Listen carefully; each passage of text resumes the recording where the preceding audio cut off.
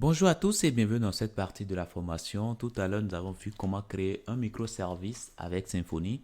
Maintenant, nous allons voir comment créer une application web traditionnelle. Donc, pour créer une application web traditionnelle avec Symfony, avec la CLI de Symfony, c'est la même commande, presque la même commande que tout à l'heure, juste qu'il faudra ajouter web app. OK? Donc, voilà. Donc, c'est ce que nous allons faire tout de suite. Donc, je vais prendre tout ça et je reviens directement ici au niveau de notre répertoire ici. Je peux sortir, ok, je peux sortir de ça. Donc, je fais cd pour sortir de ce dossier-là, ls, et là, nous allons mettre la commande et nous allons indiquer le nom du dossier. Donc, du coup, qu'est-ce que je vais mettre ici? Je mettrai first app, et puis je peux mettre ici web app, par exemple, web app. Voilà, tout simplement, et je vais lancer. Alors, comme je vous ai dit, la version, c'est pas obligatoire, mais le fait de le mettre, ça va vraiment prendre en compte la version que vous précisez. Sinon, ça va vous mettre la dernière version de Symfony et ça peut ne pas être la version que vous voulez. OK? Donc, je fais cela et je lance. Et là, qu'est-ce qui se passe? Alors là, on dit usage flag but not defined. Ça, oui, il y a une erreur de mon côté. Ici, je ne peux pas mettre ici web app. Donc ici, je mettrai web tout simplement. Et là, attention, ça ne reconnaît pas voilà, ce paramètre qu'on a indiqué et ça nous indique les paramètres qui sont disponibles. Nous avons full. Ok, c'est plutôt full que nous allons utiliser. Ok, pour créer une application web traditionnelle. Donc, la documentation n'est pas à jour. Donc, on mettra ici full comme ça et nous pouvons simplement lancer. Et là, on passons tout juste un tout petit peu. Et là, c'est bon. De mon côté, c'est l'installation est réalisée correctement. On peut regarder ici et nous avons désormais un nouveau dossier.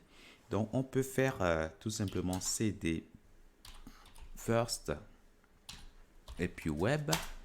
Et on peut l'ouvrir directement avec notre éditeur de code.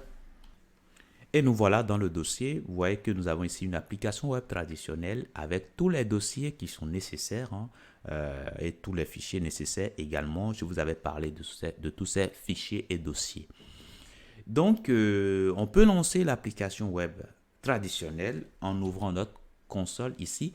Et désormais que nous avons la CLI de Symfony, on pourra tout simplement utiliser Symfony. Alors, déjà, je peux regarder les commandes qui sont disponibles. Donc, Symfony.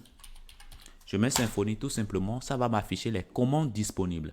Et là, vous voyez que j'ai New, c'est ce que nous avons utilisé tout à l'heure pour créer un projet. Nous avons Serve qui permet de lancer un serveur local. Nous avons Server Stop qui permet de stopper le serveur local. Donc, du coup, nous pouvons tout simplement utiliser alors Server. Tout simplement. Et là, attention, c'est serve et non serveur. OK? Voilà.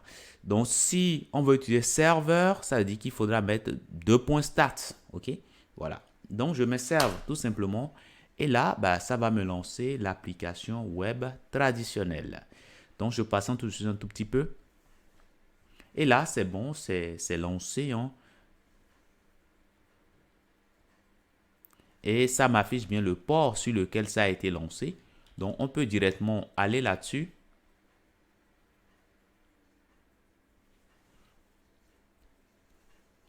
Et voilà notre application web traditionnelle qui est bien lancée. Donc, je peux revenir alors ici. Ce qui est important à noter, c'est que quand c'est lancé, ça vous bloque ici le terminal. Si vous voulez taper des lignes de commande, il faudra penser à ouvrir un autre terminal. Voilà, tout simplement. Vous pouvez le faire en venant sur le plus que vous avez ici. Maintenant, ici, tout à l'heure, je vous avais dit que on pouvait taper Symfony pour voir les commandes disponibles, n'est-ce pas? Ça, je vous l'avais dit. Donc, ici, on a vu que on pouvait faire save pour lancer le serveur de développement. OK, save pour lancer le serveur de développement. On a vu, je vous ai parlé de server stop aussi, qu'on peut utiliser pour stopper le serveur. Et puis, nous avons ici beaucoup d'autres commandes qu'on peut utiliser. Alors, ce dont je veux vous parler tout de suite, c'est une autre commande qui va nous permettre toujours de lancer le serveur de développement. Donc, je peux stopper avec CTRL-C. CTRL-C pour stopper. Et je peux recommencer avec Symfony Server Start. Start. Et là, encore, ça va me lancer le serveur. Et là, ce que vous allez constater encore, c'est que ça va me bloquer directement voilà, le terminal. Je ne pourrai plus travailler ici. Il faut que j'aille ailleurs, hein, dans un autre terminal pour travailler. Donc, je peux penser tout simplement à lancer mon serveur de développement en arrière-plan et pouvoir toujours utiliser ici, hein, mon terminal. Donc, je vais faire alors CTRL-C, je reprends et là, je mettais -D. Et ce faisant, ben, ça va me lancer le serveur de développement, mais ceci en arrière-plan. Ok, vous voyez que là, c'est lancé. On peut aller directement là-dessus. Donc, je vais là-dessus. Voilà. Et là, vous voyez que tout s'affiche correctement. Et ici, je dispose encore de mon terminal, hein, pour travailler avec. Ok. Voilà. Maintenant, si j'ai envie de stopper le serveur, je peux tout simplement mettre Symfony Server Stop. Voilà, comme ça. Et là, ça va mettre fin au serveur. Et du coup, quand je viens ici, j'actualise, normalement, ça ne va plus se passer correctement puisque désormais, le serveur de développement est éteint. Donc, voilà quelques commandes qu'on peut utiliser. On peut également personnaliser le port parce que par défaut, lorsque nous lançons ici, systématiquement, ça se lance sur le port 8000, mais on peut personnaliser ce port-là si le port 8000 éventuellement n'est pas disponible. Donc, on peut tout simplement utiliser la commande, cette même commande déjà pour dire qu'on veut lancer, hein, le serveur de développement. Et maintenant, nous allons utiliser port, port égal et nous allons mettre le port. Donc, je fais ça et je lance. Et là, vous voyez que c'est lancé sur le port 80 désormais. Donc, je peux cliquer là-dessus. Et je reviens là, au niveau de mon navigateur. Et vous constatez que c'est bien lancé. Hein. On est sur le port 80. Voilà. Donc, bref, on est totalement libre, hein, d'utiliser cela sur le port qui nous intéresse. Alors, on peut le mettre également sur le port 80, par exemple. Et là, bah, c'est le port par défaut du web. Donc, du coup, on n'aura plus besoin de mettre forcément le numéro du port avant que ça ne puisse fonctionner. Donc, si on vient là, on met localhost tout simplement, ou bien on met directement 127.0.1. Là, ça va nous afficher.